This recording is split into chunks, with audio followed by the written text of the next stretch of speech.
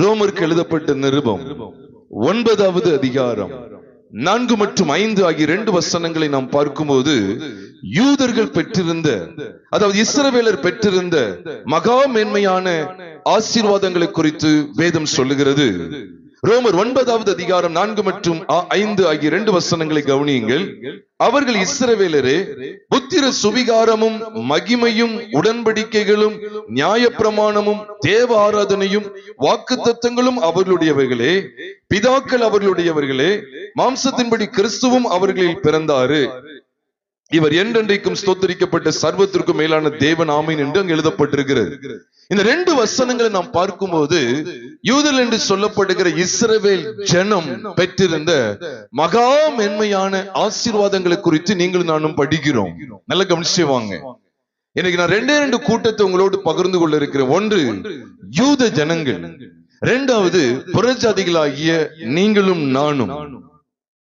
யூதர் அல்லாத அத்தனை தேசத்து ஜனங்களும் புறஜாதிகள் என்றே அழைக்கப்படுகிறார்கள். அதனாலதான் ஒட்டுமொத்த வேதாகமத்தையே 2 கூட்டத்தாரோடு நம்ம ஒப்பிட்டு பார்க்க முடியும். ஒன்று யூத ஜனங்கள், அதாவது இஸ்ரவேல் ஜனங்கள் என்று சொல்லப்படுகிற யாக்கோபினுடைய 12 கோத்திர பிதாக்களுடைய வம்சத்தாரை குறித்தது. இன்னொன்று என்ன, பல தேசத்தாரை குறித்த தீர்க்கதரிசன வார்த்தைகள் சொல்லப்பட்டிருக்கிறது. அத்தனை தேசத்தாரையும் புறஜாதிகள் என்கிற ஒரே அடையாளத்துக்குள்ளே உட்படுத்த முடியும். இன்னைக்கு உங்களோடு கூட நான் பேச இருக்கிற கர்த்தருடைய வார்த்தைகள் என்ன, இஸ்ரவேல் ஜனங்கள் பெற்றிருந்த மகா மேன்மையான ஆசீர்வாதங்களுக்குள்ளே துளியளவும் சம்பந்தப்படாத புறஜாதிகளாகிய உங்களையும் என்னையும் ஆண்டவர் கொண்டு வருகிற மேன்மையை குறித்து உங்களோடு பகிர்ந்து கொள்ள இருக்கிறேன். நிச்சயமா சொல்றேன், இந்த கர்த்தருடைய வார்த்தைகள் அனைத்தும் உங்களுக்கு ஆசீர்வாதமாக அமையும். அப்ப இஸ்ரவேல் ஜனங்கள் பெற்றிருந்ததான் இப்ப நம்ம சுருக்கமாய் கவனித்தோம். ரோமர் 9வது அதிகாரம் 4 மற்றும் 5 புத்திர சுவிகாரத்தை பெற்றிருந்தாங்க. புத்திர சுவிகாரங்கிறது சாதாரணது கிடையாது, எல்லாருக்கும் இப்படி கிடையாது. இஸ்ரவேல் ஜனத்தான் இவ்வளவு பெரிய ஸ்லாக்கியத்தை பெற்றது. புத்திர சுவிகாரம் அப்படின்னு சொன்னாலே என்ன தெரியுமா? பொதுவா சுவிகாரம் அப்படின்னு சொன்னாலே தத்தெடுக்கிறதுன்னு அர்த்தம். Adoption, the children of adoption. புத்திர சுவிகாரம் நல்லா ஞாபகம், the adoption of children, adoption of sons அப்படின்னு சொல்ல முடியும். புத்திர சுவிகாரம்னாலே தத்தெடுக்கிறது. புத்திரன்னு சொல்லப்படல, தத்தெடுக்கிறார். எங்க இருந்து கொண்டு வர்றான்னு சொல்லி பார்த்தா ஆபிரகாமுடைய சந்ததியை தெரிந்து கொள்ளுகிறார். கல்தேருடைய பட்டணத்துல அந்நிய தேவர்களை வழிபட்டு வந்த, பாவத்தின் மேல் பாவம் செய்து மெய்யான தேவனை, ஜீவனுள்ள தேவனை அறியாதபடி குருட்டாட்டமாய் கண்கள் இருளடைந்தவர்களாய் வாழ்ந்து கொண்டிருந்து வந்ததுதான் ஆபிரகாமுடைய வம்சம். அவன் ஊர் என்கிற கல்தேருடைய பட்டணத்தில் வசித்து வந்ததாக நீங்களும் நானும் யோசுவாவின் புஸ்தகம் 24வது அதிகாரம் 2வது வசனத்தின் அடிப்படையில் விளங்கிக் கொள்ள முடியும். அப்ப நதிக்கு அப்புறத்திலே கல்தேருடைய பட்டணமாகிய ஊர் என்கிற பட்டணத்திலே அந்நிய தேவர்களை வழிபட்டு வந்து இருளுக்குள்ளே காணப்பட்டிருந்த, பாவத்து குறித்த உணர்வே இல்லாமல், மெய்யான தேவனை பற்றுகிற அறிவே இல்லாமல் இருளுக்குள்ளே வாழ்ந்து வந்த ஆபிரகாமை தேவன் அழைத்தார். அப்ப இயல்பாவே ஆபிரகாம் தேவனுடைய பிள்ளையா இந்த பூமியில பிறக்கல, சரிதானா? இயல்பாவே இந்த பூமியில ஆபிரகாம் தேவனுடைய பிள்ளையா பிறக்கல. இதத்தான் பைபிள் என்ன சொல்லுதுன்னு சொன்னா, புத்திர சுவிகாரம் அவர்களுடையது. அப்ப தேவன் தான் தத்தெடுக்கிறார்.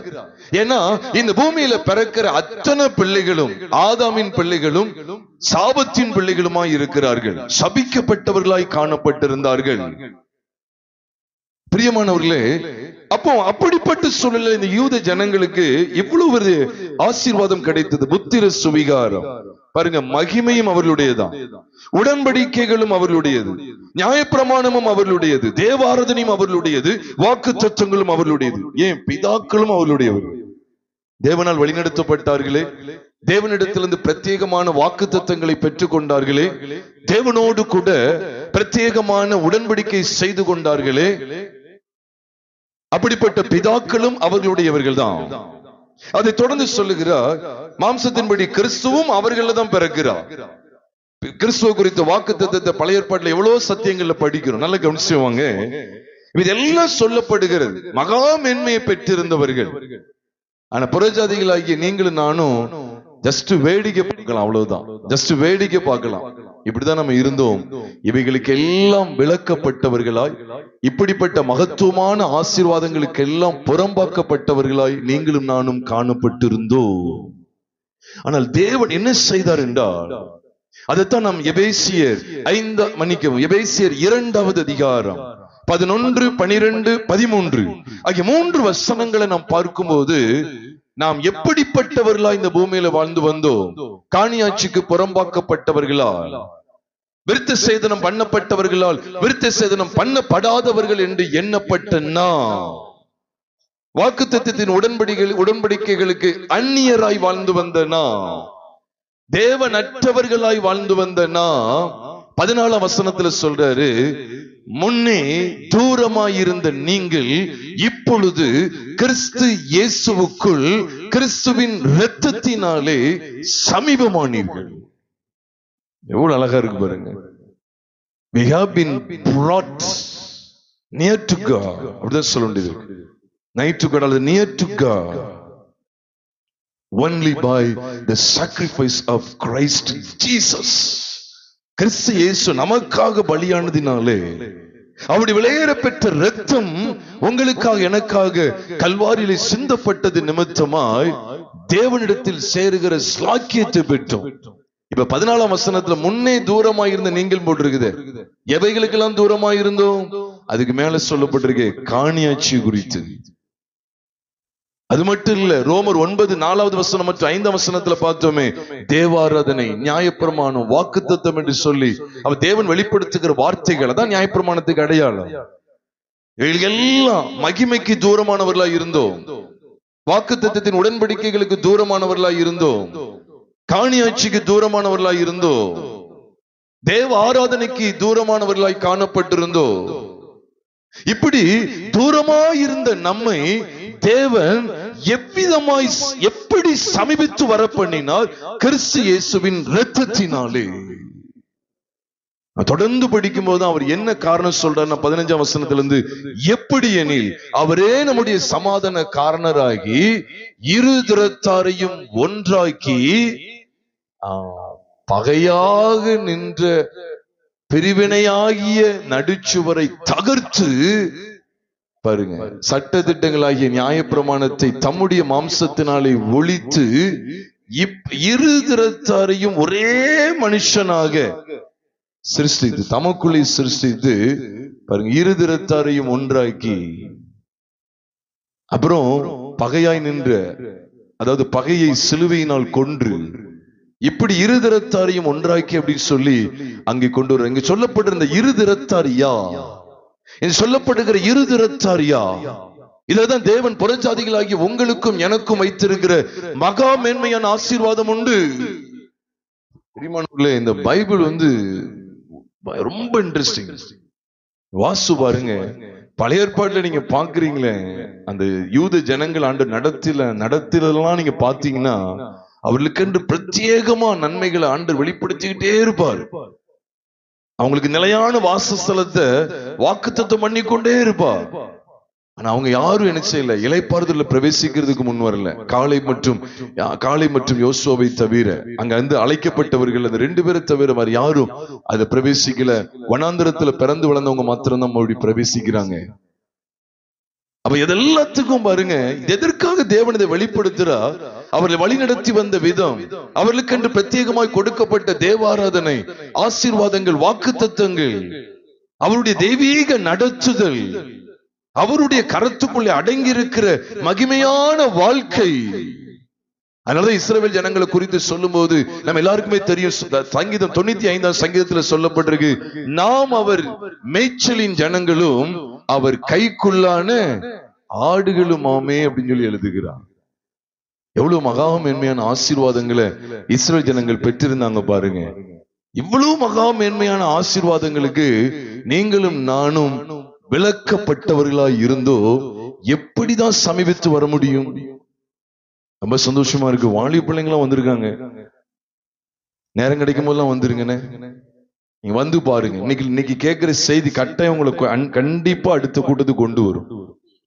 எவ்வளவாய் விளக்கப்பட்டு கிடந்தோம், இந்த பூமியில பிறக்கும் போதே பாவிகளாய் பிறந்து யூதர்களுக்கு கிடைக்கப்பெற்ற மகா மேன்மையான ஆசீர்வாதங்களுக்கெல்லாம் முற்றிலும் புறம்பாக்கப்பட்டவர்களா, அவைகளுக்கெல்லாம் முற்றிலும் அந்நியருமாய் வாழ்ந்து வந்தோம். தேவன் என்ன செய்தார் தெரியுமா? தம்முடைய குமாரனை அனுப்பினது நிமித்தமா ஏதோ கடன் பிரச்சனையை நீக்கிட்டாருன்னு சாதாரணமா சொல்லிடாதீங்க. அவருடைய ஒட்டுமொத்த வழிநடத்தலே நமக்கு கிடைக்கும். 24 மணி நேரம் நம்ம கூட இருந்து நம்ம நடத்துறாரு பாருங்க. அப்பா, மேகஸ்தம்பம் அக்கினி ஸ்தம்பம், ஒரு உதாரணத்துக்கு சொல்றேன். மேகஸ்தம்பமும் அக்கினி ஸ்தம்பம் எகிப்திற்கு கிடைச்சதா? நீங்க சொல்லுங்க. இல்ல. சரி, வனாந்தர வாழ்க்கையில பார்ப்போம். மேகஸ்தம்பம் அக்கினி ஸ்தம்பம் மோவாபியருக்கு கிடைச்சதா? அம்மோன் புத்திரருக்கு. வனாந்தரத்துல வெளிப்பு இருந்தாங்களே அமலேக்கியர், அவங்களுக்கு. வேற யாருக்குமே கிடைக்கலையே. அதுக்கு எல்லாம் அவங்க அபாத்திர போயிட்டாங்க. உடன்படிக்கை பெட்டி யாருக்கு கிடைக்கு? தேவன் அனுபவிக்கிற பாக்கியம், தேவன் அவர்கள் நடுவில் எழுந்திருக்கிற பாக்கியம். அந்த பெட்டி எழுந்துனா என்ன ஆகும் தெரியுமா? சத்துருக்கள் ஓடிடுவாங்க. சத்துருக்கெல்லாம் பின்னிட்டு திரும்புவார்கள். உடன்படிக்கை பெட்டி ஆராய்ந்து பாருங்க. இதெல்லாம் யாருக்கு கிடைக்கும்? வனாந்தரத்துல யார் மட்டும்தான் அனுபவிக்காங்க? இஸ்ரவேலர் மட்டும்தான். சுற்றி இருக்கிற எத்தனையோ பட்டணங்கள் இருக்கு, சுத்தி எத்தனையோ தேசத்தாரெல்லாம் இருக்காங்க, எவருக்குமே கிடையாது. கானானியருக்கு கிடையாது, கிர்காசியருக்கு கிடையாது, பெரிசியருக்கு கிடையாது, ஏவியருக்கு கிடையாது, ஏத்தியருக்கு கிடையாது, எபூசியருக்கு கிடையாது, எமோரியருக்கு கிடையாது, மோவாபியருக்கு கிடையாது, அம்மோனியருக்கு கிடையாது, அமலேக்கியருக்கு கிடையாது, எகிப்தியருக்கும் கிடையாது, பெலிஸ்தியர்களுக்கும் கிடையாது, மீதியானியர்களுக்கும் இல்லை.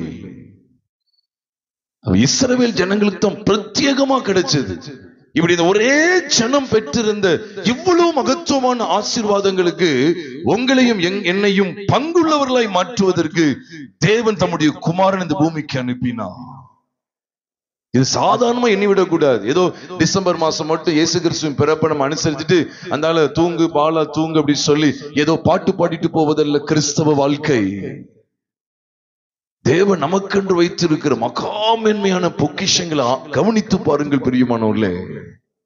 இங்க வேதம் சொல்லுது, இருதரத்தாரையும் ஒன்றாக்குகிறார். அதனாலதான் அதை தொடர்ந்து சொல்றாரு பாருங்க. 17வது வசனத்திலிருந்து நீங்க கவனிச்சு பாருங்க, அல்லது 19 கவனிங்களேன். 19ஆம் வசனத்திலிருந்து கவனிச்சீங்கன்னா, எபேசியர் 2வது அதிகாரம் 19ல இருந்து பாருங்க. பைபிள் சொல்லுகிறது, ஆகையால் நீங்கள் இனி அந்நியரும் பரதேசிகளுமாயிராமல் பரிசுத்தவான்களுடைய ஒரே நகரத்தாரும் தேவனுடைய வீட்டாருமாய் இருந்து அப்போஸ்தலர் தீர்க்கதரிசிகள் என்பவர்களுடைய அஸ்திபாரத்தின் மேல் கட்டப்பட்டு வருகிறீர்கள். அதற்கு இயேசு கிறிஸ்து தாமே மூளைக்கல்லாய் இருக்கிறார். எதுக்கு ஆகையால்னு 19ல எழுதுறாரு?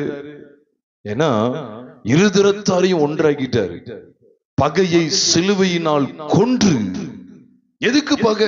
நமக்கு யூதர்களுக்கும் பகையா? முந்தைய காலத்துல சொன்ன இந்தியாவுக்கும் பாகிஸ்தானுக்கும் பிரச்சனை இருந்துச்சு. இப்ப இந்தியாவுக்கும் இஸ்ரேல் தேசமும் பிரச்சனை இருக்கு.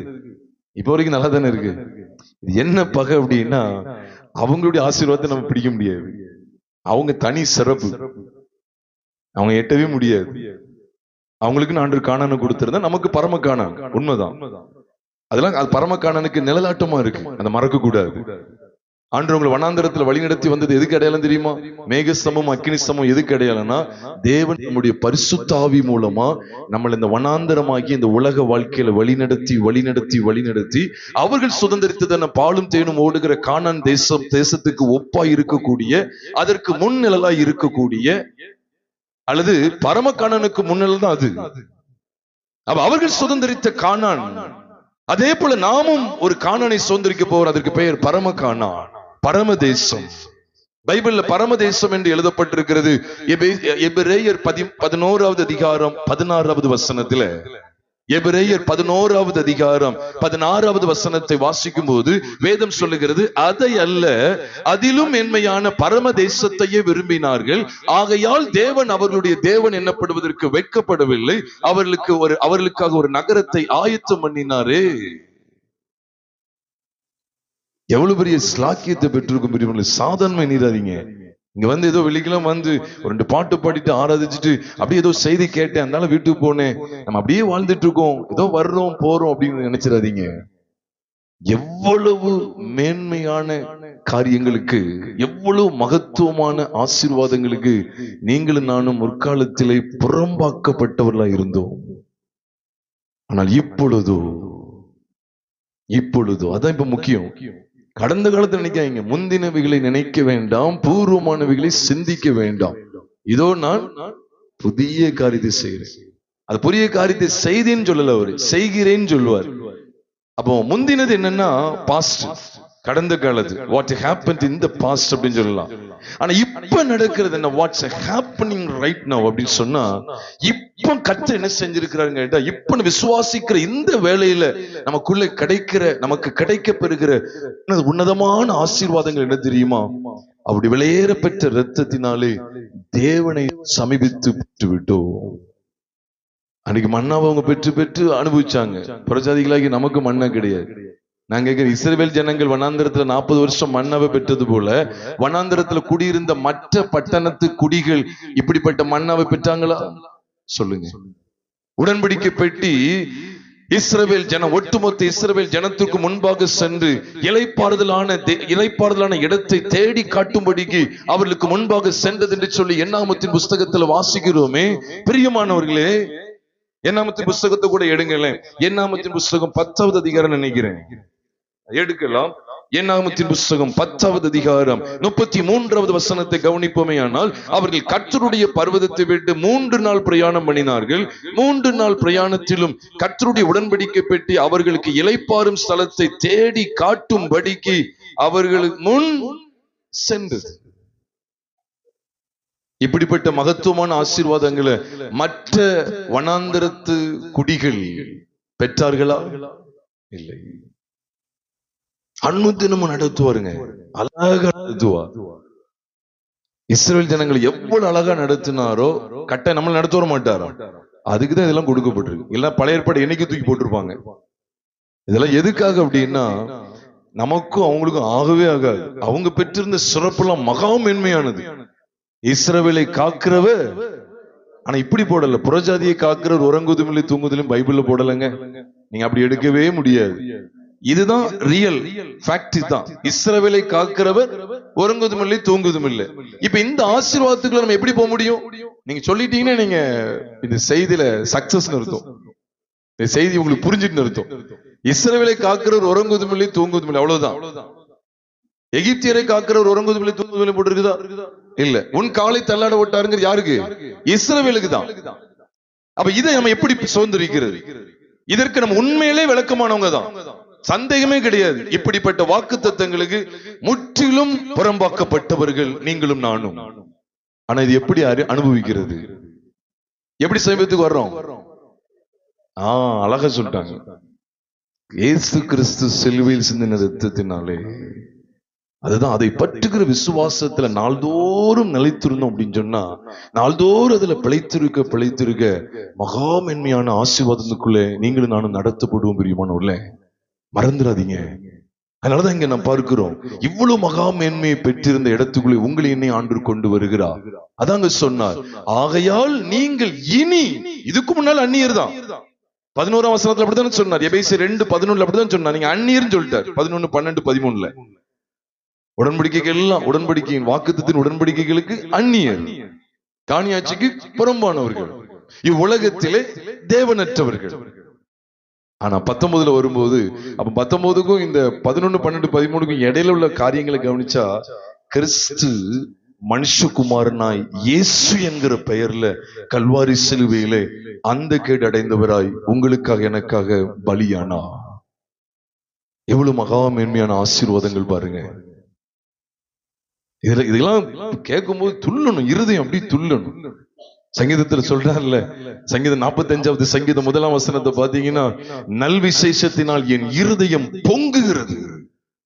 இது நல் விசேஷமா இல்லையா? சொல்லுங்க. சில வீட்டுல கேட்பாங்க, ரொம்ப சந்தோஷமா இருக்கீங்க, வீட்டுல தான் விசேஷமா அப்படின்னு கேட்பாங்க. ஏன்னா இருதயம் துள்ளும், அகத்தின் அழகு முகத்திலே தெரியும். அவங்க அவ்வளவு மகிழ்ச்சியாக பார்த்தோன்னு கேட்பாங்க, என்ன ரொம்ப சந்தோஷமா இருக்கீங்க, வீட்டுல தான் விசேஷமா அப்படின்னு கேட்பாங்க. நம்ம சொல்லணும், நமக்கு அனுதினமும் என்னதுதான்? சத்தமா சொல்ல, அனுதினமும் என்னதுதான்? விசேஷம் தான். என் இருதயம் நல் விசேஷத்தினால் பொங்குகிறது அப்படின்னு சொல்லி சங்கீதம் 45 1ஆம் வசனத்துல வாசிக்கிறோம். நான் கண்டுகொண்ட ஒரு மகா மேன்மை என்ன தெரியுமா? அந்த 45ஆம் சங்கீதத்தை போல வேற எந்த சங்கீதமே நீங்க பார்க்க முடியாது. ஏன்னா நேச பாட்டு அப்படின்னு சொல்லி வர்ற ஒரே சங்கீதம் இது மட்டும்தான். நேச பாட்டாகிய சங்கீதங்கிறத நான் பைபிள்ல நிறைய பார்த்துட்டேன், அதனாலதான் சொல்றேன். ஒவ்வொரு சங்கீதமா எடுத்து பார்த்துட்டேன். நேச பாட்டுன்னு வர்றதுல நீங்க இந்த ஒரு சங்கீதத்தை தாண்டி நீங்க வேற சங்கீதத்தை பார்க்க முடியாது. நேசம் இருக்குங்க, தேவன் நம்ம மேல் வைத்த அன்பு இருக்கு. அது நல் விசேஷம் என்ன? ரோமர் 5:8 சொல்லுகிறது, நாம் பாவிகளாய் இருக்கையில். அப்படின்னா என்ன அர்த்தம்? இஸ்ரவேலுக்கு கொடுக்கப்பட்ட காணியாட்சிக்கு புறம்பாக்கப்பட்டவர்கள், தேவ ஆராதனைகளுக்கு புறம்பாக்கப்பட்டவர்கள், தேவ மகிமையை அனுபவிப்பதற்கும் புறம்பாக்கப்பட்டவர்கள், வாக்குத்தத்தத்தின் உடன்படிக்கைகளுக்கு புறம்பாக்கப்பட்டவர்கள், புத்திர சுவிகாரத்திற்கு புறம்பாக்கப்பட்டவர்கள். அதுதான் பைபிள்ல போட்டிருக்கு. நாம் பாவிகளாய் இருக்கையில் கிறிஸ்து நமக்காக மரித்ததினாலே தேவன் நம்மேல் வைத்த தமது அன்பை விளங்க பண்ணுகிற. இதான் விசேஷம், நல் விசேஷம். சங்கீதம் 45:1 படிக்கீங்க, நல் விசேஷத்தினால் என் இருதயம் பொங்குகிறது. அதனாலதான் இந்த சங்கீதத்தை தான் நீங்கன்னா தேடினா பாருங்க. நான் சில வருஷங்களுக்கு முன்னால தேடி பார்த்துட்டேன், அது வேற இல்லவே இல்லை. நேசப்பாட்டுனா இதுதான் நேசப்பாட்டு. அப்ப உண்மையிலேயே இந்த நேசத்தை நான் இதுல பார்க்க, நமக்கு ஒரு நல் விசேஷம் பிரியமானோர்ல. இதை நம்ம இப்படி பார்க்கும்போது எனக்கு உண்மையில இளையகுமாரனுடைய வாழ்க்கை நினைவுக்கு வருகிறது. இளையகுமாரனுடைய வாழ்க்கை நீங்க 2 பகுதியா பார்க்கலாம். நல்ல கவனிங்க. ஆண்டவர் நிறைய வெளிச்சங்களை தந்திருக்கிறார். வெளியில இளையகுமாரனை குறித்து நிறைய பேசியிருந்தாலும் நான் இன்னைக்கு இந்த செய்திக்கு ஆதாரமா ஒரு காரியத்தை கற்றுக் கொடுக்க நான் வாஞ்சிக்கிறேன். 2 காரியத்தை கற்றுக் கொடுக்க வாஞ்சிக்கிறேன். நீங்க இளையகுமாரனுடைய சம்பவத்தை நீங்க லூக்கா 15வது அதிகாரத்துல பாத்தீங்கன்னா நமக்கு எல்லாருக்கும் தெரிந்த சம்பவனால துரிதமாய் போகிறேன். இப்ப இளையகுமாரன் முதல்ல தன் தகப்பனிடத்துல இந்த ஆசையை பெற்றுக்கொண்டான் பாத்தீங்களா? இது எதுக்கு ஒப்பனையா இருக்கு அப்படின்னு சொன்னா, பொதுவா அன்னைக்கு யாருக்காக இந்த சம்பவத்தை சொன்னார் தெரியுமா? பரிசேயர் வேதபாரருக்கு தான் இதை பேசுறார். நீங்க லூக்கா 15வது அதிகாரம் துவக்கத்துல நீங்க பாருங்க, விசேஷமா பரிசேயர் வேதபாரகரை பாத்தீங்கன்னா அவங்களுக்கு தான் அவருக்கு ஓமியை சொன்னார்னு போட்டிருக்க போடலையா? போட்டிருக்கு. அப்ப இந்த பரிசேயர் வேதபாரகர் யாருன்னு கேட்டா, நியாயப்பிரமாணத்தை நம்ம பாஷையில சொன்னா நியாயப்பிரமாணத்தை கரைச்சு குடிச்சவங்க. அவங்களுக்கு ரொம்ப அத்துப்பிடி. அப்ப நியாயப்பிரமாணத்துல என்ன இருக்குன்னா, ஒரு தகப்பன் இருக்காரு அப்படின்னா அந்த தகப்பன் தன் பிள்ளைகளுக்கு என்ன செய்யணும்? சரியா ஒழுங்கா என்ன செய்யணும்? வேதத்தின் அடிப்படையில சொத்து பங்கு விட்டு கொடுக்கணும். மூத்த பிள்ளைக்கு எத்தனை பங்கு கொடுக்கணும்? 2 பங்கு கொடுக்கணும். நான் சொல்றதெல்லாம் நீங்க குறிச்சு வச்சுக்கங்க. அதுக்கப்புறம் நீங்க என்ன செய்யலாம், நீங்க படித்துக் கொள்ளலாம். உபாகமத்தின் புஸ்தகம் இப்ப எடுக்க வேண்டாம். உபாகமத்தின் புஸ்தகம் 21வது அதிகாரம் 15, 16, 17, 18, 19 இந்த 5 வசனங்கள் நீங்க கவனிச்சீங்க அப்படின்னு சொன்னா, அதாவது ஒரு மனுஷனுக்கு 2 மனைவிகள் இருக்காங்க. ஒரு மனைவி அதாவது அந்த காலத்துல அப்படி இருக்கு, அதாவது பாலிகமி அப்படின்னு சொல்லுவாங்க. இன்னைக்கு மொனோகமி தான், அன்னைக்கு பாலிகமி இருந்துச்சு. ஒண்ணுக்கு மேற்பட்டவங்களை திருமணமாக்குறதுக்கு பேரு பாலிகமி அப்படின்னு சொல்லி சொல்லுவாங்க. அப்போ அந்த காலம் அது. இப்போ தப்பா நினைச்சிடக்கூடாது. Polygamy is strictly forbidden, strictly prohibited. இப்போ அது கிடையாதுன்னு ஞாபகம் வச்சுக்கோங்க. இப்போ பைபிள்ல அவங்க 5 மணி வச்சிருந்தாங்க, 8 மணி வச்சிருந்தாங்கன்னு சொல்லி அந்த ரூட்ல யாராவது போனாங்கன்னா அடிதான் கிடைக்கும், தேவன்கிட்ட இருந்து தண்டனை தான் கிடைக்கும். அதுல polygamy has been strictly prohibited. ஆண்டுடைய பரிசுத்த நாமம் மகிமைப்படுவதாக. அப்ப அங்க அன்று என்ன கற்றுக் கொடுக்கிறாருன்னா, இப்ப வெறுக்கப்பட்டவளிடத்துல மூத்த பையன் இருக்கான்னா, ஐயோ வெறுக்கப்பட்ட இடத்துல மூத்த பையன் பிறந்திருக்கான், மூத்த பையன் இருக்கான், விரும்புகிற இடத்துல இளையவன் இருக்கான் அப்படின்னு சொல்லி நீ போய் பாட்டு பார்க்க கூடாது. வெறுக்கப்பட்ட இடத்துல மூத்த பையன் இருக்கான் அப்படின்னா, முதல்ல பிறந்தவன் வெறுக்கப்பட்ட இடத்துல தான் பிறந்திருக்கான் அப்படின்னா, சேஷ்ட புத்திரம் அவனுக்குரியதான் அப்படின்னு சொல்லி சொல்லிட்டாரு. அதனால அவனுக்கு ரெட்டிப்பா பங்கு கொடுக்கணும். பொதுவா சொத்தை பிரிக்கும் போது மூத்த பையனுக்கு 2 பங்கு. நான் நியாயப்பிரமாண காலத்தை பத்தி பேசுறேன். இன்னைக்குள்ள காலத்தை உடனே எடுத்துடாதீங்க. நான் வீட்டுல மூத்து பிறந்திருக்கேன், நான் விட மாட்டேன், 2ல 1 பாக்குன்னு சொல்லாதீங்க. அது சரிசமா வைப்பாங்க, சரிதானா? அப்போ 2 பங்கு கொடுக்கணும். அதனாலதான் இளையவன் கேட்கிறான், தகப்பனின் ஆஸ்தியில எனக்கு வரும் பங்கு எனக்கு தர வேண்டும் சொல்லி கேட்கிறான். அப்பதான் அவர் என்ன செஞ்சா தெரியுமா?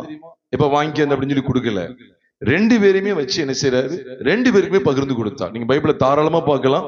ஒருத்தனுக்கு மட்டும் கொடுக்கல, 2 பேருக்குமே பகிர்ந்து கொடுக்கிறார். இத பார்க்கும்போது எப்படி இருக்கு தெரியுமா? உண்மையாகவே பிதாக்களுடைய சுதந்திரம் பிள்ளைகளுக்குரியது. பிள்ளைகள், அதாவது பிதாக்களுடைய சுதந்திரம் பிள்ளைகளுக்குரியது. அதனாலதான் பாருங்க, அந்த காலத்துல பிதாக்களுடைய சுதந்திரத்தை எளிதா விற்கவே கூடாது. நீங்க வீட்டுல போய் வாசிச்சு பாருங்க, தயவு செய்து வாசிங்க. லேவியராம 25வது அதிகாரத்துல வீட்டுல போய் வாசிச்சு பாருங்க. பிதாக்களுடைய சுதந்திரம் காணியாட்சி பூமி இருக்குதே, பரம்பரை பரம்பரையா வருது. அதை எக்கார்ந்து கொண்டு முழுமையா வித்து விடவே கூடாது. அப்படியே ஒருவேளை ஒரு குறிப்பிட்ட காலத்துல பிரச்சனைகள், சிக்கல் நிமித்தமா, பண நெருக்கடி நிமித்தமா விற்க நேரிட்டாலும் யூபிலி வருஷத்துல அது மீட்டு கொண்டே ஆகணும். யூபிலி வருஷத்துல அதை கட்டாயம் மீட்டு கொள்ளணும். 50வது வருஷத்துல அது மீட்கப்பட்டே ஆகணும். அதை விடவே மாட்டார் ஆண்டவர். அதனால ஒரு வார்த்தையை வச்சிருப்பார், உங்கள் நிலங்களை அறுதியாய் விற்க வேண்டாம் அப்படின்னு சொல்லி சொல்லுவார். முழுமையா அதை என்ன செஞ்சிடக்கூடாது, விற்க கூடாது. அதனாலதான் நாபோத்தை குறித்து 1 ராஜாக்களின் புஸ்தகம் 21வது அதிகாரத்துல வாசிக்கும் போது துவக்கத்திலே நமக்கு தெரியும். அப்ப ஆகாப்டே அவர் தைரியமா என்ன சொல்லுவார், என் பிதாக்களின் சுதந்திரத்தை உமக்கு கொடாதபடிக்கு கர்த்தர் காப்பாராக அப்படின்னு சொல்லி சொல்லுவார். அப்படின்னு என்ன அர்த்தம், என் உயிரே போனாலும் சரி பிதாக்களின் சுதந்திரத்தை இன்னொருத்தன் கைக்கு என்ன செய்ய மாட்டேன், கொடுக்க மாட்டேன். நீ ராஜாவா இருந்தாலும் சரிதான், கொடுக்க கூடாது. அதான் ஒரு வைராக்கியமாய் வாழ்ந்தாங்க. அப்ப இதை நாம் பார்க்கும்போது இளையகுமாரன் தகப்பனிடத்தில், இளையகுமாரன் மூத்தவன் தகப்பனிடத்தில் சுதந்திரத்தை வாங்குறத பார்க்கும்போது இது உண்மையாகவே யூத ஜனங்களுக்குள்ள இருந்த ஒரு மேன்மையான அனுபவம். உடனே இளையவன் சண்டை போட்டுல வாங்க இல்ல, நான் தகப்பன் கொடுக்கறத தான் நான் பேசுறேன், பகிர்ந்து கொடுக்கிறது. ஆனா அவன் உதாரியா சுத்தி பாருங்க, துன்மார்க்கமாய் ஜீவனம் பண்ணி அப்படின்னு வார்த்தைகள் வாசிக்கிறோம். வேசிகளோட ஆஸ்தியை அழித்து போட்டான் என்று வாசிக்கிறோம். இதெல்லாம் மகா கேடான வாழ்க்கை. இப்ப திரும்பி வர்றான் பாத்தீங்களா, இப்போ எதை நோக்கி வர்றான், எதுக்கு எங்க இருந்தான் அப்படின்னு சொன்னா தகப்பனுடைய காணியாட்சிக்கு புறம்பே இருந்தான். முதல்ல அவன் தகப்பன்ட்ட பெற்றுக்கொண்ட சுதந்திரத்தை குறித்து நாம் பார்க்கும்போது இவனை ஒரு இஸ்ரவேலனா, யூதனா பைபிள் அடையாளப்படுத்துது. இரண்டாவது, இந்த மனுஷனுடைய காட்சியை பைபிள் எப்படி அடையாளப்படுத்துனா, இவன் பன்றிகளுக்கு மத்தியில் இருக்கிறான். தகப்பனிடத்தில் இருக்கிற அனுபவம் வேற, பன்றிகளுக்கு மத்தியில் இருக்கிற அனுபவம் வேற. பன்றின்னு சொன்னாலே அருவருப்பான இடத்துல இருக்கக்கூடிய. இப்ப இளையகுமாரனை எப்படிப்பட்ட பிக்சரா காண்பித்து கொடுக்கிறா, நல்ல கவனிங்க, வசனத்தை நல்ல கவனிங்க. எப்படிப்பட்ட பிக்சரா காமிச்சு கொடுக்காருன்னா, புறஜாதி.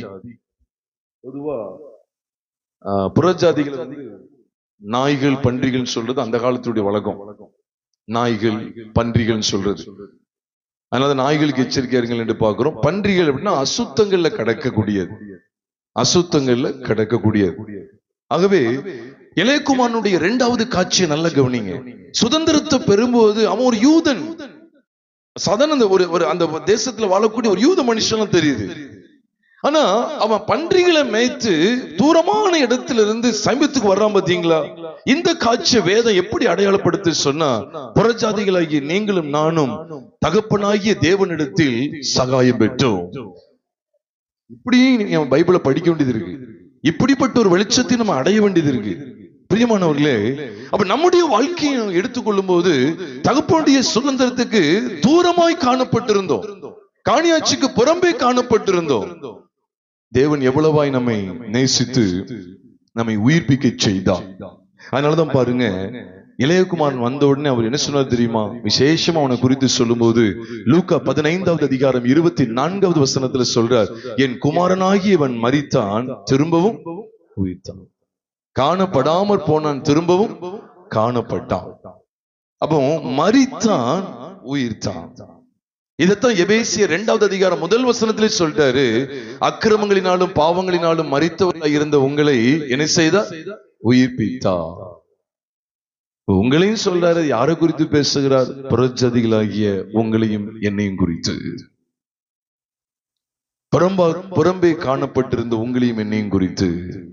தேவனுடைய காணியாட்சிக்கு, தேவனுடைய, அதாவது தேவன் நமக்கு கொடுக்கிற அந்த வழிநடத்தலுக்கு, தேவனுடைய உன்னதமான வழிநடத்துதலுக்கு, தேவனுடைய மகிமைக்கு புறம்பே காணப்பட்டிருந்த உங்களையும் என்னையும் ஆண்டவர் சமீபித்து வர பண்ணினார். இளையகுமார் எப்படி வந்தான் அப்படி சொன்னா, உண்மையாவே மரித்தான், திரும்ப உயிர்த்தான்.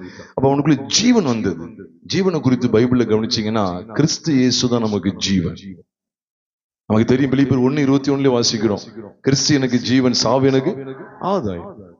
இதே காரியத்தை தான் கொலோசியர் 3வது அதிகாரம் 4ஆம் வசனத்துல சொல்றார், நம்முடைய ஜீவனாகிய கிறிஸ்து வெளிப்படும் போது மகிமையும் கனம் மகிமையும் வெளிப்படும் சொல்றார். அப்படியே இருக்கு. கொலோசியர் 3வது அதிகாரம் 4ஆம் வசனத்துல நம்முடைய ஜீவனாகிய கிறிஸ்து வெளிப்படும் போது அப்ப அவரோடு கூட மகிமையில் நீங்கள் வெளிப்படுவீங்கன்னு சொல்றார். அப்ப நம்முடைய ஜீவனாகிய கிறிஸ்து. அப்ப ஜீவன் எப்படிதான் வருதுன்னா கிறிஸ்து மூலமாய் மாத்திரம்தான்.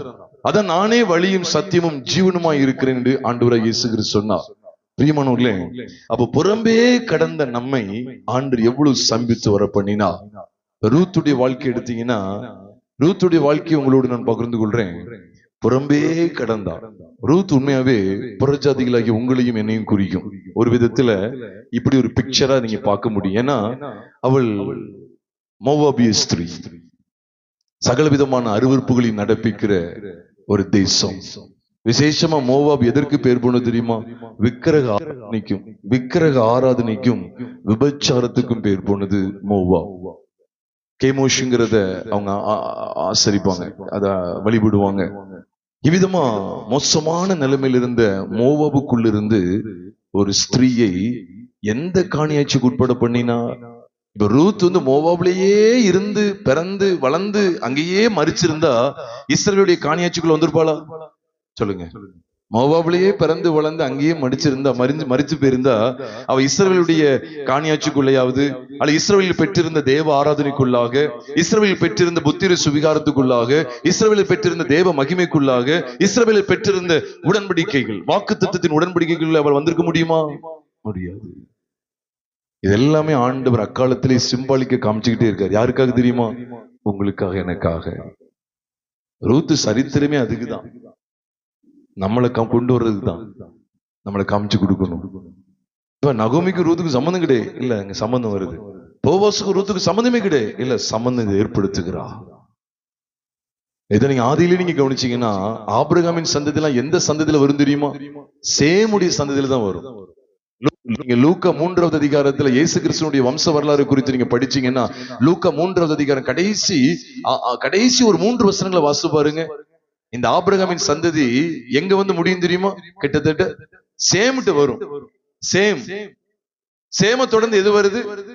அர்பகசாத், அப்புறம் சேமின் குமாரன், அப்புறம் சேம் நோவாவின் குமாரன், நோவா லாமேக்கின் குமாரன், லாமேக் அப்படின்னு சொல்லி வரும், மெத்சுலாவின் குமாரன், இப்படியே வருது. கடைசியில் ஆதாம்ல நிக்கி. அப்ப பேழையில பயணித்தவங்க சேம் சந்ததி மட்டும் கிடையாது. சேம் மட்டுமா பயணிச்சாரு? சொல்லுங்க. பேழையில யாரெல்லாம் பயணிச்சா? சேம், யாப்பேத், எல்லாரும் பயணிச்சாங்க. யோசிச்சு பாருங்க. சேம்ல இருந்து ஆபிரகாமின் சந்ததி இஸ்ரவேல் கோத்திரங்கள் வருது. புறஜாதிகள் எங்க இருந்து வந்திருப்பாங்கன்னு நினைக்கீங்க? சொல்லுங்க. நம்ம சேம் கிடையாது, யூதர்கள் கிடையாது. அப்ப கட்டாயமா நம்ம யாப்பேத்தின் சந்ததிகள் வந்திருக்கணும். இல்லன்னா எதுல இருந்து வந்திருக்கணும்? சத்தமா சொல்லுங்க. காம்ல இருந்து வந்திருக்கணும். அப்ப அக்காலத்திலே ஆண்டவர் இந்த பேழைக்குள்ளே பிரவேசிக்க பண்ணி இரு திறத்தாரையும் ஒன்றை இணைத்து விட்டா. பிரியமானவர்களே, கவனிங்க. புறம்பே இருந்த உங்களையும் என்னையும் ஒன்றை இணைத்து விட்டா. இதெல்லாம் சிம்பாலிக்க காண்பிக்கிறார். ஆனா யார் மூலமா தான் நடக்கும்? முன்னே தூரமா இருந்த நீங்கள் இப்பொழுது கிறிஸ்து இயேசுவுக்குள் கிறிஸ்துவின் இரத்தத்தினாலே சமீபமானீர்கள். அப்ப சேம், காம், யாப்பேத் எப்படி சமீபம் வராங்க தெரியுமா? நல்ல கவனிங்க. சேம் தான் யூத ஜனம். பிற்காலத்துல வெளிப்பட போகிற யூத ஜனம் யாருதான்? சேம் தான். புறஜாதிகள் கட்டாயமா காமா இருக்கணும், இல்ல யாப்பேத் இருக்கணும். வேற யாரு இருக்கா பூமியில? நீங்க சொல்லுங்க. வேற யார் பூமியில இருக்கா ஜலப்பிரயத்துக்கு பிறகு? புறஜாதிகள் நம்ம யாருக்குள்ளேயே தானே இருக்கிறோம். உண்மைதானே? அப்ப அக்காலத்திலேயே இந்த பேழைக்குள்ளே பிரவேசிக்க செய்தார். நான் எதுக்கு இது சொல்ல வரேன்னா, மகா மேன்மையான ஆசீர்வாதங்களை நீங்களும் நானும் கிறிஸ்து இயேசுவை பற்றுகிற விசுவாசத்தினாலே பெரும்படிக்கு இவைகள் எல்லாம் முன் நிழல்களாய் காண்பிக்கப்பட்டிருக்கிறது. நீங்க பேழைய கூட நீங்க எடுத்தீங்கன்னா எதற்கு ஒப்பனையாக அக்காலத்திலே காமிக்கப்பட்டு தெரியுமா? கிட்டத்தட்ட 5000 வருஷங்களுக்கு முன்னால, அல்லது கிட்டத்தட்ட ஒரு 4000 வருஷம் வச்சுக்கீங்களேன். அப்பமே பேழையை உண்டாக்கிட்டார். இயேசு கிறிஸ்து வெளிப்படுறதுக்கு முன்னால ஒரு 4000 வருஷத்துக்கு முன்னால வச்சுக்கீங்களேன். கிட்டத்தட்ட அப்பமே இந்த பேழையை எதுக்கு ஒப்பனையா காமிக்க தெரியுமா? இயேசு கிறிஸ்துவின் இரத்தம், அவருடைய உயிர்த்தெழுதல், அவருடைய மரணம் மற்றும் உயிர்த்தெழுதலுக்கு அடையாளமாய் பேழை அதுக்குதான் அடையாளமா இருக்கு. எத்தனை செய்தியில கேட்டிருக்கிறோம். திரும்ப திரும்ப நான் அழுத்தம் கொடுக்கிறேன். 1 பேதுரு 3வது அதிகாரம் 20-21 என்ன சொல்லுகிறது? அந்த ஆவிகள் பூர்வத்திலே நோவா பேழையை ஆயத்தம் பண்ணும் நாட்களில் தேவ நீடிய பொறுமையோடு இருந்தபோது கீழ்ப்படியாமற் போனவைகள். அந்த பேழையிலே சிலராகிய 8 பேர் மாத்திரம் பிரவேசித்து ஜலத்தினாலே காக்கப்பட்டார்கள். அதோடு முடிச்சாரா? அதற்கு ஒப்பனையான ஞான ஸ்நானமானது. The Ark of Noah typifies baptism. அதற்கு ஒப்பனையான ஞானஸ்நானமானது மாம்ச அழுக்கை நீக்குதலாய் இராமல் தேவனை பற்றும் நல்மனசாட்சியின் உடன்படிக்கையாய் இருந்து இப்பொழுது நம்மையும் இயேசு கிறிஸ்துவின் உயிர்த்தெழுதலினால் என்ன செய்கிறது? ரட்சிக்கிறது. உங்களுக்கு புரியுதா? தேவன் என்ன செய்றார் பாருங்க, இருதரத்தாரை ஒன்றாக்குகிறார். யூதர்கள் தங்களுடைய முற்பிதாஞ்சலி யாரை காமிப்பாங்க? நான் உங்கள்ட்ட ஒரு கேள்வி கேட்கிறேன். நோவாவின் குமார்கள் 3 பேர் இருக்காங்க, சேம் காம் யாப்பேத். யூதர்கள்ட்ட யாராவது கேட்டா, ஐயா ஜலப்பிரளயத்துல எல்லாரும் அழிஞ்சிட்டாங்க, அதுக்கப்புறம் இருந்த 3 பேர்கள் மூலமா தான் சந்ததி வந்துச்சு, இப்ப இந்த 3 பேர்ல உன் முற்பிதா யாரு, உன் முற்பிதா யாரு அப்படின்னு சொல்லி யூதர்கள்ட்ட கேட்டா அவன் என்ன சொல்லுவான்? சத்தமா சொல்லுங்க, இன்னும் சத்தமா சொல்லுங்களேன். வாலிப பசங்க சொல்றாங்க, நீங்க பெரிய ஆளுக்கு சொல்ல மாட்டீங்களே, சொல்லுங்க. 3 பேர்கிட்ட கேட்டா விடிய விடிய கதை கேட்டு அந்த கதைக்கு போயிடக்கூடாது, சொல்லுங்க. சேம். அப்ப புறஜாதிகள்கிட்ட போய் நம்மகிட்ட கேட்டா, ஐயா ஜலப்பிரளயத்தில் எல்லாம் அழிக்கப்பட்டாச்சு, இந்த 3 பேர் தான் ஜலப்பிரளயத்துக்கு தப்பி வர்றாங்க, நோவா அவன் மனைவி எல்லாம், இந்த 3 பேர் தான் சந்ததியா வர்றாங்க கிட்டத்தட்ட. அப்ப இந்த 3 பேர்ல யாரா இருக்கும் அப்படின்னு கேட்டா என்ன சொல்லுவீங்க? இதுக்கும் சேம் தானா? புறஜாதிகளுக்கு காமா இருக்கணும் இல்ல யாப்பேத்தா இருக்கணும். அப்ப அக்காலத்துல என்ன செஞ்சாரு? நான் முதலே சொல்லிட்டேன், யூதர் அல்லாத அத்தனை பேருமே புறஜாதிகள் தான். அப்ப சேம்ல யூத ஜனம் வருதுன்னா மற்ற எல்லாருமே புறஜாதிகள் தான். காம்ல இருந்து யாப்பேத்துல இருந்து கட்டாயமா புறஜாதிகள் தான். அப்ப அக்காலத்திலேயே கிறிஸ்து இயேசுவுக்கு முன்னிழலா பேழையை ஆயத்தப்படுத்தி கிறிஸ்துவின் மரணம் மற்றும் உயிர்த்தெழுதலின் சத்தியத்திற்கு முன் அடையாளமா கிறிஸ்துவ தேவனானவர் பேழையை ஏற்படுத்தி இந்த பேழைக்குள்ள இருதரத்தாரையும் ஒன்றாக்கிட்டாரு. நீங்க எகிப்தியரை கொண்டு வரணும், பெலிஸ்தியரை கொண்டு வரணும், மீதியானியரை கொண்டு வரணும், மோவாபியரை கொண்டு வரணும், அம்மோனியரை கொண்டு வரணும், அமலேக்கியரை கொண்டு வரணும் சொல்லக்கூடாது. அத்தனை பேருமே எந்த கேட்டகரியில வர்றாங்க? அத்தனை தேசத்தாருமே எந்த கேட்டகரியில வர்றாங்க? புறஜாதிகள். அப்ப அன்னைக்கு யூதனையும் புறஜாதியும் ஒன்றை இணைத்து விட்டா. பிரிவானோர்களே, இவ்வளவு மகா மேன்மையான ஆசீர்வாதங்களை நீங்களும் நானும் கண்டெடுக்கிறேன். எது மூலமாய் தெரியுமா? இந்த மகா மேன்மையான சாயல் மூலமா. எனக்கு ஒரு 5 நிமிஷம் கொடுத்துருங்க, ஒரே ஒரு சம்பவத்தை சொல்லி நான் முடிக்க வாஞ்சிக்கிறேன்.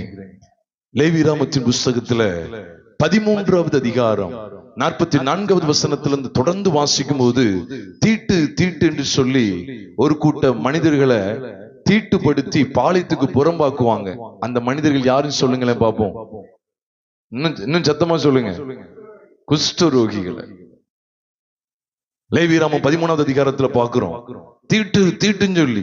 நீங்க 13வது அதிகாரம் 40ஆம் வசனத்துக்கு மேல இருந்து நீங்க வாசு பாருங்க, கிட்டத்தட்ட 44க்கு மேல வாசு பாருங்க, அவங்களுடைய பரிதாபமான நிலைமையை பாப்பீங்க. நான் எதுக்கு இதை சொல்ல வர்றேன் அப்படின்னு சொன்னா, புறம்பாக்கப்படுதல்ல இந்த குஷ்டரோகி நாம் பார்க்க வேண்டியது, கவனிக்க வேண்டியது இருக்கு. நாமும் இந்த பூமியில பாவிகளா பிறக்கும் போது இஸ்ரவேலுடைய காணியாட்சிக்கு புறம்பானவர்களாய், மகா பெரிய தேவனை அறியாதவர்களாய், தேவனற்ற நிலைமையிலே இந்த பூமியிலே அந்நியராய், பரதேசிகள், அந்நியர், பரதேசி அந்நியர், வாக்குத்தத்தின் உடன்படிக்கைகளுக்கு அந்நியராய் இந்த பூமியில காணப்பட்டிருந்தோம். ஆனா பாருங்க, அதே போலதான் குஷ்டரோகியுடைய நிலைமை தான் நம்முடைய வாழ்க்கை. குஷ்டரோகி என்ன செய்ய முடியாது தெரியுமா? அவன் எவ்வளவு யூத குலத்துல பிறந்திருந்தாலும் சரிதான், யாரா இருந்தாலும் சரிதான், அவனுடைய நிலைமை என்ன தெரியுமா? தேவனை ஆராதிக்க பட்டணத்துக்குள்ள வர முடியாது. அங்க ஆராதனை கூட்டம், உதாரணத்துக்கு சொல்றேன், பெரிய பெரிய மீட்டிங்கே நடக்கட்டுமே, பெரிய பெரிய பண்டிகையே கொண்டாடட்டுமே, எந்த பண்டிகையை உள்ள வர முடியுமா? எல்லா பண்டிகையுடைய மகிழ்ச்சிக்கு அவன் அபாகத்தான் இருக்கணும், அவன் புறம்பாகத்தான் இருக்கணும். உண்மையா பொய்யா? உண்மை. அப்படிதான் நம்ம வாழ்ந்து வந்தோம்.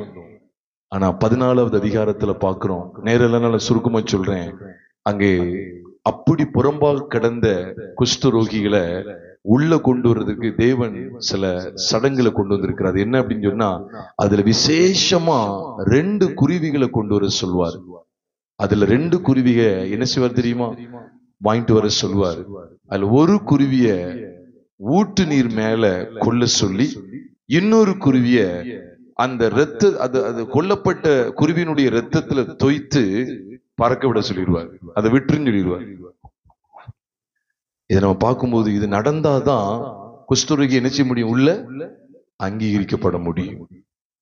ஐயா, பாவிகளா இருந்தோம், புறம்பாக்கு இருந்தோம், உடனே நீங்க குஷ்டரோகிகளை போயிட்டீங்களேன்னு சொல்லி இது வேற டாபிக் நினைச்சிடாங்க. அந்த காலத்துல தீட்டுப்படுகிற அசுத்தமா இருக்கிறவர்கள் சொல்லி அறியப்பட்டிருந்தவர்கள் குஷ்டரோகிகள். இன்னைக்கு அப்படியே புதிய ஏற்பாடு வெளிச்சத்துல தீட்டு உள்ளவர்கள் யார், அசுத்தம் உள்ளவர்கள் யார்? தேவனுக்கு முன்பாக மனுஷருக்கு, மற்ற மனுஷருக்கு முன்பாக தீட்டு உள்ளவர்கள், அசுத்தம் உள்ளவர்கள் யார்? பாவிகள், பாவம் செய்தவர்கள். இந்த குஷ்டரோகம் கூட பாவத்தினால ஏற்பட்டிருக்கு, தெரியுமா உங்களுக்கு? நான் சொல்றதெல்லாம் குறிச்சு வச்சுக்கோங்க. 2 நாளாகமத்தின் புஸ்தகம் 26வது அதிகாரத்தையும் 2 ராஜாக்கள் 15வது அதிகாரத்தையும் பார்க்கும்போது, உசியா என்கிற ராஜா தூப கலசத்தை பிடித்துக் கொண்டு துணிகரமா தேவ சமூகத்தில் நிற்கிறான். கர்த்தர் அவனை அடிக்கும் போது அவனுக்கு எங்க குஷ்டம் வந்துச்சான்? என்னாச்சு? எங்க குஷ்டம் வந்துச்சான்? நெற்றியில குஷ்டம் வந்துச்சு. அவ்வளவு பெரிய ராஜா தனித்து வீட்டுக்கு அனுப்பிட்டாங்க. அவன் எதுலையுமே பங்கு பெற முடியாது. He was totally or completely deprived of every festival. எல்லாவற்றுக்கும், every worship, எல்லாவற்றுக்கும் விளக்கப்பட்டுருவான். He was totally deprived of every significant festivals. எதுக்குள்ளேயும் வர முடியாது. He was totally isolated from the society. He was completely excommunicated. அதுக்குள்ள நுழையவே முடியாது. மிரியாம குறித்து உங்களுக்கு தெரியுமே. என்னாகமத்தின் புஸ்தகம் 12வது அதிகாரத்துல பாப்பீங்களா? எடுக்க வேண்டாம், டைம் இல்ல. பாப்பீங்களா மிரியாம குறித்து என்ன சொல்லிருக்கு? மிரியாமுக்கு எதுக்கு குஷ்டம் வந்துச்சு? வெண்மையான குஷ்டம் வந்துச்சுன்னு பாக்கமே. பாளையத்துக்கு புறம்பு எத்தனை நாள் நம்ம இருந்தாங்க? எத்தனை நாள்? நீங்க பைபிள் தயவுசு தினம் படிங்க. 7 நாள் இருந்தாங்க. இந்த அம்மா யார் தெரியுமா? ஒட்டுமொத்த வேதாமத்திலேயே முதல் பெண் தீர்க்கதரிசி.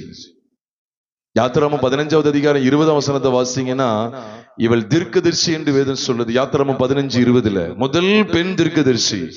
நிலைமையை பார்த்தீங்களா? மோசைக்கு விரோதமா பேசினால் அங்க குஷ்டம். இது உண்மையிலே பாவத்தின் விளைவாக கூட இது கொடுக்கப்பட்டிருக்கு. அதை மறுக்கவே முடியாது. எதுக்காக சொல்ல வரேன்னா, அப்படிப்பட்ட தீட்டு உள்ள மனுஷன், அசுத்தன் என்று அறியப்பட்ட மனுஷன். நீங்க லேவியராகமம் 13வது அதிகாரம், 14வது அதிகாரம், 15வது அதிகாரம், 3 அதிகாரங்களையுமே பாருங்க. இந்த தீட்டு, அசுத்தன் சொல்லப்படுற வார்த்தைகளை கவனிச்சா கிட்டத்தட்ட 50 தடவைக்கு மேல பயன்படுத்தப்பட்டிருக்கு. இந்த அசுத்தன் சொல்லி, அன்கிளீன் அப்படி சொல்லப்படுற இந்த மனுஷன், தீட்டுள்ளவன், அசுத்தன் அப்படி சொல்லப்படுறது 50 தடவைக்கு மேல இந்த 3 அதிகாரங்களில் பயன்படுத்தப்பட்டிருக்கு. நாமும் பாவிகளாய் புறம்பக்கப்பட்டவர்களை காணப்பட்டிருந்தோம். நம்மை தேவன் எவ்வளவாய் நேசித்தா. அப்ப அவன் கொண்டு வர்ற இந்த 2 குருவி என்னன்னு கவனிச்சிட்டீங்களா? நீங்க கூட யோசிக்கலாம், ஐயா 2 குருவி எதுக்கியா? ஒரு குருவி அங்க வச்சு பறக்க விடுறதுக்கு அவன் வரும்போதே ஒரு குருவி கொண்டு வந்தா போதாதா? ஒரு குருவி தானே கொள்ளணும். நீங்க லேவியராகமம் வீட்டுல போய் தயவுசெய்து வாசிங்க. லேவியராகமம் 14வது அதிகாரம் முதல் 6-7 வசனங்கள் வரைக்கும் வாசி பாருங்க. ஒரு குருவிய என்ன செய்யணும் தெரியுமா? கொல்லணும். ஒரு குருவி அந்த ரத்தத்துல தோய்த்துட்டு விட்டுறணும். அது பறந்து போயிடும். பறந்து போறதுக்காக கொண்டு வர சொன்னீங்க? ஆமா, எல்லாம் ஞான அர்த்தம் இருக்கு. நான் சந்தையில வச்சே விட்டு இருந்தா, வாங்காம விட்டு இருந்தா பைசா குறையும் இல்லையா? கேட்க கூடாது. இங்க பறக்க விடுறதுக்கு நான் அங்கேயே விட்டுட்டு வந்திருந்தா எனக்கு பைசா செலவு கம்மியா இருக்குல்ல அப்படின்னு சொல்லி கேட்க கூடாது. இது எளிமையான சத்தியம். ஒரு காசுக்கு 2 அடைக்கலான் குருவிகளை விற்கிறார்கள் அல்லவா? மத்தேயு 10:29 வாசிக்கிறோம். எதுக்கு சொல்லனா, இயேசு வாழ்ந்த நாட்கள்லயே இந்த குருவி சந்தையில ரொம்ப சீப், இட்ஸ் மோர் அஃபோர்டபுள் அப்படின்னு சொல்லணும். எளிமையா வாங்கிடலாம், சுலபமா வாங்கிடலாம், அஃபோர்டபுள். அப்ப அந்த காலத்துல எவ்வளவு சீப்பா இருக்கும் பாருங்க. ஆனா ஆண்டு எதுக்கு திரும்ப காண்பிக்கிறார்? நமக்கு 2 படிப்புன்னு இருக்கு. அங்க வரக்கூடிய 2 குருவில ஒரு குருவி மரணத்தை தழுவுகிறது. இன்னொரு குருவி என்ன தெரியுமா? சுயாதீனம், உயிர் தெழுதலை காண்பிக்கிறது. ஒன்று மடிகிறது, மரணத்தின் சாயல். இன்னொன்று சுயாதீனம், விடுதலை பெறுகிறது. இது உயிர் தெழுதலின் சாயல். அவர் கிறிஸ்து பிழைத்திருக்கிறார். அப்படி நல்ல கவனிங்க. அவர் மரித்தது பாவத்திற்கென்று ஒரே தரம் மரித்தார். ரோமர் 6வது அதிகாரம் 10வது வசனம் சொல்லுகிறது, அவர் மரித்தது பாவத்திற்கென்று ஒரே தரம் மரித்தார். அவர் பிழைத்திருக்கிறது தேவனுக்கென்று பிழைத்திருக்கிறார். அதுக்கு அடுத்த வசனம் 11ஆம் வசனம் சொல்லுகிறது, அப்படியே நீங்களும் உங்களை பாவத்திற்கு மரித்தவர்களாகவும் கர்த்தராகிய இயேசு கிறிஸ்துவினால், இயேசு கிறிஸ்துவுக்குள் தேவனுக்கென்று பிழைத்திருக்கிறவர்களாகவும் எண்ணிக்கொள்ளுங்கள். மரித்திருக்கிறவர்கள், பிழைத்திருக்கிறவர்கள். அதுதான் பாவத்துக்கு செத்து நீதிக்கு பிழைத்திருக்கு. இந்த சாயல தான் குஷ்டரோகியுடைய பிரமாணத்துல கொண்டு வர்றார். ஒரு குருவியை கொல்ல சொல்றாரு, இன்னொரு குருவி அப்ப ஒண்ணு மறிக்கட்டும், இன்னொன்னு பிழைத்திருக்கட்டும். இதுதான் குமாரனுடைய கல்வாரி சிலுவை காட்சியை நமக்கு வெளிப்படுத்திக்கிட்டே இருக்கு. குமாரன் சிலுவையில மரித்தார், 3ஆம் நாள் என்ன செய்தார்? உயிர் தெழுந்தார். அவர் மரித்தது பாவத்திற்கு என்று ஒரே தரம். அப்ப நம்மளும் பாவத்துக்கு மரிச்சோம்னா இனி பாவத்துல நம்ம பிழைக்க முடியாது. பாவத்துல பிழைக்க முடியாது.